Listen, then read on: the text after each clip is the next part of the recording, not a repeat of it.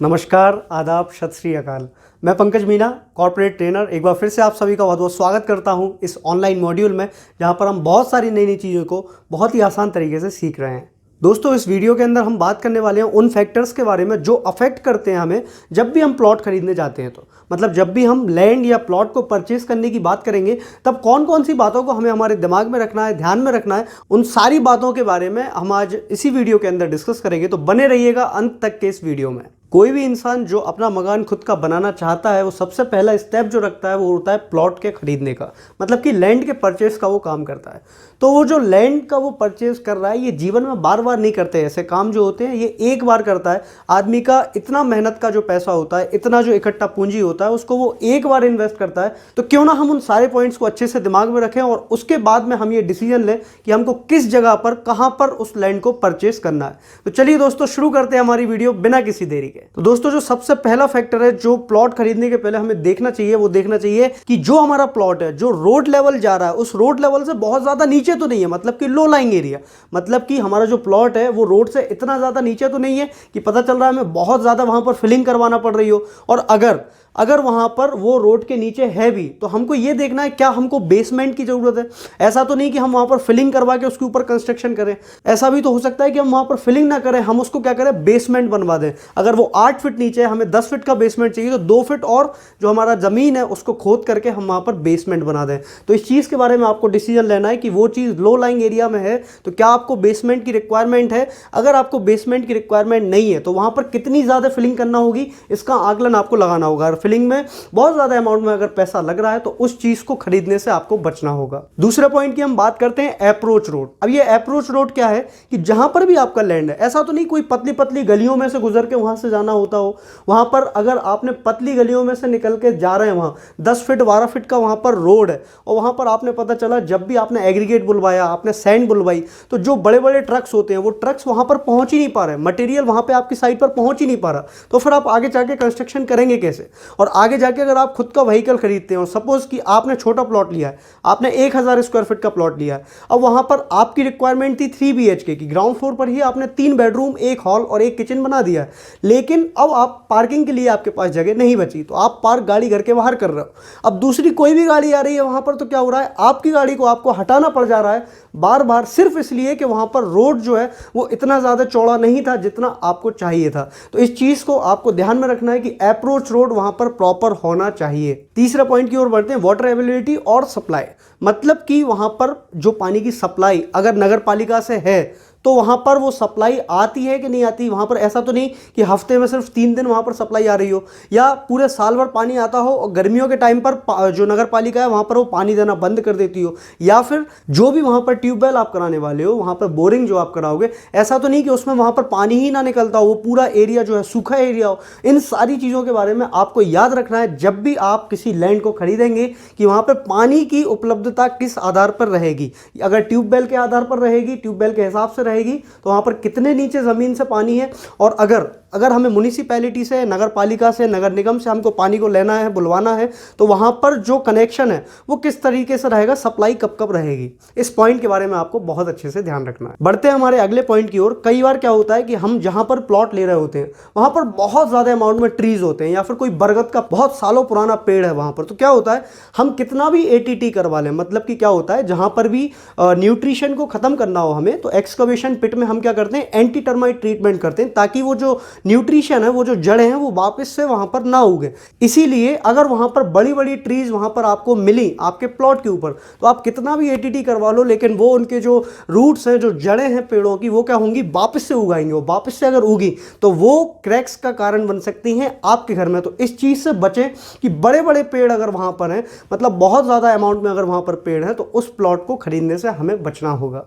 अगले पॉइंट की ओर बढ़ते हैं, जो बोल रहा है इंडस्ट्रीज लोकेशन। मतलब कि एक चीज से तो बिल्कुल आप लोग ध्यान में रखिए इस बात को कि जहां पर भी इंडस्ट्रियल एरिया है, पहली बात तो नगर पालिका अलाउ वहां पर करती ही नहीं है कि कोई भी घर बने। इंडस्ट्रियल एरिया बहुत दूर होता है किसी भी शहर से, लेकिन इन केस वहां पर इंडस्ट्रियल एरिया है तो आपको उस जगह पर बिल्कुल भी प्लॉट नहीं खरीदना है। बहुत तरह के आपको डिसीज हो सकते हैं, वहां पर नॉइस पॉल्यूशन होगा, वहां पर एयर पॉल्यूशन तो डेफिनेटली होगा ही होगा, और बड़े बड़े जो है ट्रांसपोर्ट के लिए ट्रक्स वगैरह भी वहां पर जाएंगे जाएंगे ही जाएंगे। तो इसलिए आपको बचना है कि आपकी कोई भी आसपास बड़ी इंडस्ट्री नहीं होना चाहिए, और अगर स्मॉल स्केल इंडस्ट्रीज भी हैं, वहाँ पर कोई छोटी इंडस्ट्री भी है, तो इस चीज़ से बचना है आपको कि वो इंडस्ट्री हमारे घर से काफ़ी दूर हो या किसी भी तरह का एयर पॉल्यूशन या नॉइस पॉल्यूशन ना हो, हम ऐसी जगह पर हमारा प्लॉट खरीदें।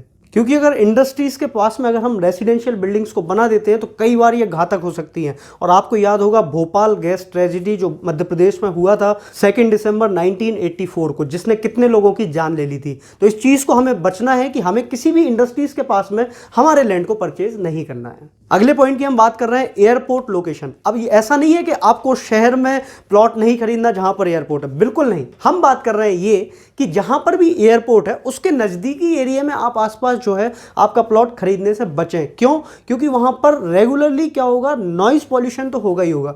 लैंडिंग होगी प्लेन्स की, प्लेन का टेक ऑफ होगा, तो वहां पर क्या होगा, आपको नॉइस तो देखने को मिलेगा ही मिलेगा। और कई तरह के रेस्ट्रिक्शंस भी वहां पर होते हैं उस एरिया में। तो आपको बचना है कि आपको एयरपोर्ट के पास में आपका लैंड ना हो। इसका ही सिमिलर एक और पॉइंट है कि रेलवे ट्रैक भी आपके घर के आसपास नहीं होना चाहिए, क्योंकि रेलवे ट्रैक के पास में अगर आपने लैंड लिया तो आपको ट्रेन की जो आवाज़ है वो कंटिन्यूसली आती ही रहेगी। जो भी वहाँ पे अपनी ट्रेन्स निकल रही हैं, जो भी रेलगाड़ियाँ निकल रही हैं, उनकी आवाज़ से आपको बहुत ज़्यादा डिस्टर्बेंस होगा। और उसके और भी ड्रॉबैक्स हैं, वो ये है कि आपके बच्चे अगर छोटे हैं, वो आसपास वहाँ पर खेलते खेलते वहाँ चले गए, तो कोई भी आगे चल के जो प्रॉब्लम हो सकती है उस प्रॉब्लम से हम बच सकते हैं। इसलिए आपको रेलवे ट्रैक या एयरपोर्ट के पास में कभी भी आपके लैंड को परचेस नहीं करना है। अगला पॉइंट बोल रहा है कि टेंपल्स एंड मस्जिद वहां पर नहीं होना चाहिए। मतलब कई बार क्या होता है कि कोई भी आपका लैंड है, सपोज 100 फीट बाई 100 फीट का अगर वहां पर कोई लैंड है और वहां पर पहले से कोई मजार या कोई टेंपल अगर वहां पर बना हुआ है, कई बार वहां की जो लोकल की लोकेलिटी है और जो ओनर है उनके बीच में डिस्प्यूट्स क्रिएट हो सकते हैं कि वो मजार को हटाना नहीं चाह रहा है या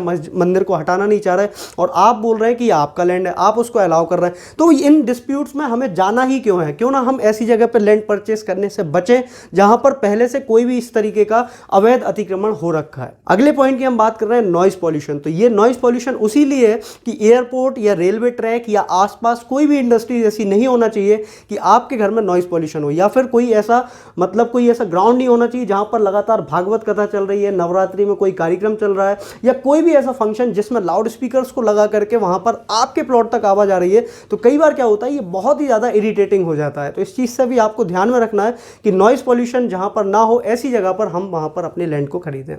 अब अगला पॉइंट जो आ रहा है निकल के, वो है लोकेलिटी ऑफ द एरिया। देखिए, अब ये जो पॉइंट है ये बहुत ही ज़्यादा इंपॉर्टेंट है। होता क्या है कि कई तरह के लोग हैं इस पृथ्वी के ऊपर, कई तरह के लोग हैं। कुछ लोग अमीर लोग हैं, कुछ मिडिल क्लास हैं, कुछ गरीब लोग हैं। आप जिस भी कैटेगरी से बिलोंग करते हो, आपको उसी लोकेलिटी में जाना है जिस कैटेगरी में आप बिलोंग कर रहे हो। मतलब कि अगर मैं मिडिल क्लास से हूं तो मेरी ये नैतिक कर्तव्य है कि मैं ऐसी जगह पर घर लूं जहां पर मैं अगर 3 मंजिला घर बना रहा हूं तो आसपास भी 3 मंजिला या 2 मंजिला ही कर रहे हैं। ऐसा तो नहीं कि मैं एक अमीर सोसाइटी में चला गया या मैं ऐसी सोसाइटी में जाके चला गया जहां पे बाजू वाले का जो मकान है वो बहुत आलीशान मकान बना हुआ है। अब क्या होगा, मैं कितना भी अच्छा मकान बना लूं, लेकिन मेरे जो रिलेटिव्स आएंगे, मेरे जो दोस्त आएंगे, वो क्या करेंगे, तारीफ करेंगे तो बाजू वाले की करेंगे। तो वो चीज़ नहीं होना चाहिए। इसीलिए आपको सारी चीज़ों को देखते हुए लोकेलिटी को ध्यान में रखना है। और दूसरा पॉइंट ये कि कहीं आप ऐसी सोसाइटी में तो नहीं जा रहे सस्ते रेट के चक्कर में, जहां पर सस्ते प्लॉट मिल रहे हो, जहां पर रोज शाम को लड़ाई होती हो, दारू पी के लोग आ जाते हो, वहां जाके बेफालतू का डिस्प्यूट क्रिएट करते हो, किसी भी तरह के लड़ाई को अंजाम देते हो। ऐसी सोसाइटी में तो आप नहीं जा रहे। क्या वहां पर कानूनी वैधता है या नहीं है, वहां पर कानून असरदार है भी कि नहीं? नहीं तो ऐसी जगह आप फंस जाएं और पता चले आप उन लोगों से लड़ रहे हैं, आपका भी जीवन खराब, उन लोगों का तो जीवन खराब है ही। तो ऐसी जगह से हमको बचना है जहां पर लोकेलिटी खराब हो, या ऐसी जगह पे हमें प्लॉट बिल्कुल भी नहीं लेना है जहां पर बहुत ज़्यादा अमीर या बहुत ज़्यादा गरीब लोग हैं। हम जिस लोकेलिटी से आते हैं, हम जिस क्लास से आते हैं, जिस क्लास से हम बिलोंग कर रहे हैं, उसी क्लास की लोकेलिटी में हमको हमारा लैंड खरीदना है। अगला पॉइंट आ रहा है झुग्गी एंड झोपड़ी। जिस तरीके से टेंपल्स और मजार थे, उसी तरीके से झुग्गी और झोपड़ी वाला किस्सा है। क्या होता है, कई जगह पर झुग्गी झोपड़े वाले क्या करते हैं, कब्जा करके बैठ जाते हैं। अब हमने पता चला कोई लैंड खरीदा, अब उस लैंड पर जब हम गए, मौके पर जब पहुंचे तो वहां पर जाके देखा झुग्गी और झोपड़ी पहले से बनी हुई है।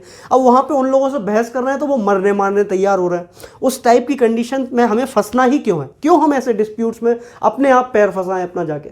हमें ऐसी जगह से बचना है जहां पर जो है किसी भी तरह का पहले से जो है कब्जा है। क्योंकि कागजों में जब बात करते हैं तो जमीन आपकी है, जिससे भी अपन खरीद रहे हैं, लेकिन मौके पर जब पहुंचते हैं तो किसी और का कब्जा है।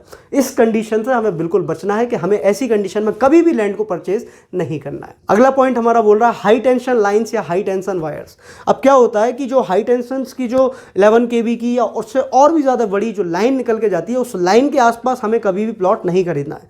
उससे रेगुलर जो है एक फील्ड जनरेट होती है, जो फील्ड आपके माइंड को बहुत ज़्यादा डिस्ट्रैक्ट करेगी, अफेक्ट करेगी। तो ऐसी जगह पे हमें बचना है। खासतौर से उन प्लॉट से तो आपको बिल्कुल भी प्लॉट नहीं खरीदना है जिस प्लॉट के ऊपर से लाइन निकल के जा रही हो। अपन किसी भी सोसाइटी में जाते हैं, किसी भी लोकेलिटी में जाते हैं, तो वहाँ पे ये तो ठीक है कि सामने से लाइन निकल के जा रही है, ठीक है, उस कंडीशन में चल जाएगा। अगर कोई छोटी लाइन जा रही है तो ठीक है, लेकिन उस कंडीशन में बिल्कुल भी आपको प्लॉट नहीं खरीदना है, लैंड नहीं परचेस करना है जब आपका जो लैंड है उसके डायरेक्टली ऊपर से बहुत बड़ी कोई लाइन जा रही हो। तो आपको इस चीज़ से बचना है। अगला पॉइंट है हमारा पेपर वर्क। मतलब कि ये कि जो भी आप लैंड खरीद रहे हो वो पेपर वर्क उसका पूरा कंप्लीट होना चाहिए। ऐसा तो नहीं कि जो आप लैंड खरीद रहे हो वो 4 भाइयों के नाम है, मतलब पिताजी की ज़मीन थी, पिताजी ने अपने बेटों को दे दी, अब उन 4 भाइयों के नाम पे वो प्रॉपर्टी है। अब उन 4 भाइयों में से एक भाई उस प्लॉट को सेल करना चाह रहा है, तो क्या होगा, वो 3 भाई जो होंगे वो विरोध में खड़े होंगे, तो वहाँ पर आपका डिस्प्यूट क्रिएट होगा उन लोगों के साथ। तो ऐसी लैंड से हमें बचना है जहाँ पर 3 या 4 मेंबर हैं और वो बाकी के जो 3 मेंबर हैं वो एग्री नहीं कर रहे हैं कि भाई तुम उस लैंड को सेल आउट करो। तो वहाँ पर जब वो बेचना ही नहीं चाह रहा, जो बाकी के जो 3 ओनर हैं, तो हमें ऐसे लैंड को क्यों खरीदना है? तो ऐसे लैंड को खरीदने से हमें बचना है। अगला पॉइंट है बिल्डिंग परमिशंस। अब आप लोगों ने कई बार सुना होगा कि नगर पालिका की गाड़ी पहुंची, नगर पालिका का अमला पहुंचा और वहाँ पहुँच के अवैध कॉलोनी को जो है उन्होंने जितने भी मकान थे उस पर जो है बुलडोजर चला दिया या आपकी जेसीबी चला दी। अब ये क्या होता है कि अवैध कॉलोनी मतलब ऐसी कॉलोनी जिनके पास परमिशंस नहीं है। आपको ऐसी कॉलोनी में ऐसी जगह पर लैंड खरीदना है जहाँ पर आपको एनओसी और डाइवर्जन की परमिशन मिल रही हो, या अगर रेरा अप्रूव्ड या टीएनसीपी अप्रूव्ड। रेरा जो है अथॉरिटी है, रियल एस्टेट रेगुलेटरी अथॉरिटी, इस अथॉरिटी के अंदर में अगर वहां पर उसको मान्यता प्राप्त है तो वो बहुत अच्छी जमीन है। अगर टाउन एंड कंट्री प्लानिंग मतलब कि जो टीएनसीपी है उससे अगर उसको मान्यता मिली हुई है तो फिर और ही अच्छी बात है। टीएनसीपी रेरा अप्रूव्ड है तो एकदम बेस्ट है। एनओसी और डाइवर्जन भी मिल रहा है तो अच्छी बात है, लेकिन आपको कहीं भी अवैध जगह पर प्लॉट नहीं खरीदना जहां पर बिल्डिंग की परमिशन ही नहीं है। अगला पॉइंट आ रहा है हमारा प्रॉपर्टी टैक्स। अब ये प्रॉपर्टी टैक्स क्या है? हम लोग क्या करते हैं, नगर पालिका को, नगर निगम को, म्युनिसिपैलिटी को, जहां पर भी वो लैंड है उस जगह पर जो भी नगर पालिका लग रही है उसको हम हर साल टैक्स पे करते हैं। तो वो टैक्स कहीं ऐसा तो नहीं ड्यू है, 10 साल का ड्यू पड़ा हो और आप उस लैंड को परचेस कर लें और जब आप रजिस्ट्री के टाइम पर पता चल रहा है कि वो लैंड जो है उसका टैक्स ही पे नहीं किया गया है। तो ये जो पॉइंट है बहुत इंपॉर्टेंट पॉइंट है, इस चीज़ को भी आपको ध्यान में रखना है जब भी आप किसी लैंड को परचेस करते हैं। तो दोस्तों ये सारी बातें मैंने आपको बताई, कौन कौन से पॉइंट्स हैं जो आपको दिमाग में रखना है। इन सारी चीज़ों को नोट डाउन कर लीजिए जब भी आप किसी लैंड को खरीदने जा रहे हो, जब भी किसी प्लॉट को खरीदने जा रहे हो, जब भी किसी ज़मीन को खरीदने जा रहे हो, कि आपको इन सारी बातों का एक चेकलिस्ट बना के तैयार कर लेना है और सारी पॉइंट्स पे आपको टिक मार्क करना है कौन कौन से पॉइंट्स थे और कौन कौन से पॉइंट्स आपने उनको डिस्कस किए और कौन कौन से पॉइंट्स आपने छोड़ दिए। तो दोस्तों ये थी मेरी वीडियो जिसमें मैंने बात की कंप्लीटली कि जो जो फैक्टर्स हैं जो अफेक्ट कर रहे हैं हमारे लैंड को परचेस करते वक्त, उन सारी चीज़ों के बारे में। मुझे लगता है सारी चीज़ें आपको समझ में आ गई होंगी। मिलते हैं दोस्तों नेक्स्ट वीडियो में, तब तक के लिए जय हिंद, जय भारत।